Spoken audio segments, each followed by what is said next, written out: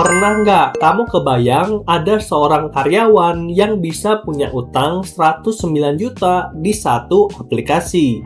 Dan itu cuma satu. Kalau di total semua utangnya di aplikasi pinjol sampai 350 juta. Nah, bayarnya gimana tuh? Aku yakin cepat atau lambat pasti karyawan ini akan gagal bayar karena tidak sengaja utangnya udah dilewat batas kemampuan. Makanya di 2026 OJK mengeluarkan aturan baru tentang pinjaman online. Ini bakal bikin kamu makin susah untuk dapat pinjol dan aturannya adalah sebagai berikut. Utang pinjol nggak boleh lebih 30% dari penghasilan. Dan OJK terus memperketat aturan peminjaman di fintech peer-to-peer lending yang resmi dan legal OJK untuk menekan angka kredit macet. Jangan sampai pinjol-pinjol itu bangkrut. Karena di November 2025 saja ada 24 penyelenggara Pindar yang dengan tingkat kredit macet di atas 5%. Dan ini didominasi oleh segmen produktif.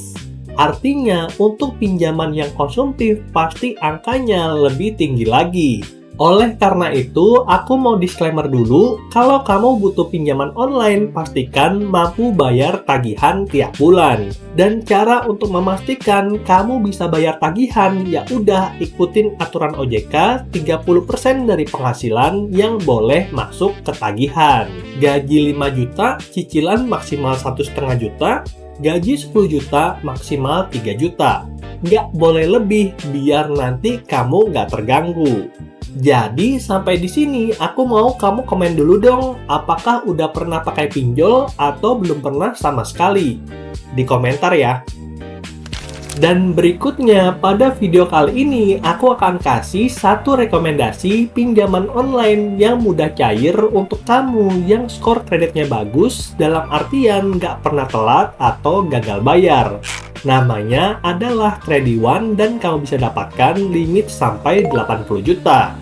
Limit ini bukanlah limit gimmick dan waktu pertama kali daftar aku dapat limit belasan juta dan sekarang udah meningkat jadi 52.700.000. Limit yang sangat besar dan cocok untuk dana darurat. Lalu buat kamu yang penasaran berapa sih tagihan tiap bulan kalau kita pinjam di Krediwan, ini adalah akun milik Andretuan. Kalau kita pinjam 52,7 juta, artinya untuk cicil 3 bulan 22.985.000, cicil 4 bulan 18.653.000, cicil 5 bulan 16.055.000, dan cicil 6 bulan 14.322.000. Nah, dari sini kita bisa tahu kalau cicilannya ini cukup tinggi dan nggak mungkin orang dengan gaji UMR bisa ambil pinjaman. Karena nanti akan menyalahi aturan OJK. Gimana caranya orang gaji 6 juta bayar cicilan yang paling murah di 52 juta itu 14.322.000.